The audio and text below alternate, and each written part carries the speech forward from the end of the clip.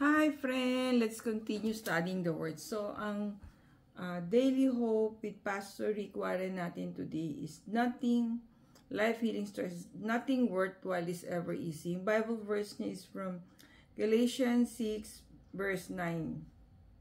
I think this is also the Bible message or passage or during the Friday talk of Brad Jeff. So 105.9. Let's not get tired of doing what is good.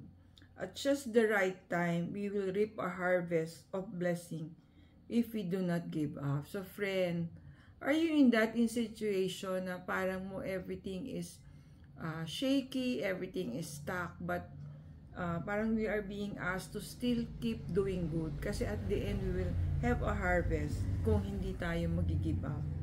So, many different things can keep you from completing your life missions. So, sabi nga, over the years, there's a debate between, ano ba yung worst enemy natin? Discouragement or procrastination. So, sabi, if Satan can get to quit your life mission, he'll try to get you to delay it. So, procrastination is equivalent to delay. So, sabi lang, let's not get tired, ulitin natin, of doing what is good, at just the right time, we will reap our harvest of blessing if we don't give up. Galatians 6 verse 9. So, ito, yung kaninang caller sa hindi natin alam ang station, pero 100 sa program ni Brad Jeff, Daily Brad ni Brad Jeff. Sabi niya nga, or the person who shared na ito yung sharing Friday, he won parang may prize, hindi ko na lang natapos, I have to report to the office na. So, sabi niya, yun nga, wag ka lang mapagod, makakuha mo pa rin ang blessing that you will have. So, friend, pagod ka na ba? Baka konting turn na lang, konting kembot, kumbaga nandiyan ka na pala sa destination mo. Just like the story, di ba, yung a person, I'm not sure if the Bible na treasure hunt siya, tumigil siya at the vein of gold, pero ilang steps na lang pala yun na, but he gave up, so hindi niya nakuha yung gold, parang iba yung nakakuha kasi nag-give up na siya. So friend, ikaw ba yan? Baka naman ikaw yan, no?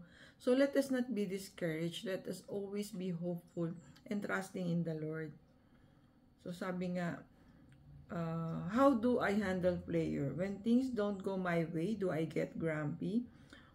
When things don't go on my way, do I get frustrated? When things don't go on do I start complaining? Do I finish what I start? How persistent I am? So, these are questions all to ourselves. So, let's face our mirror. Ano ba yung answer natin sa mga tanong na yan, no?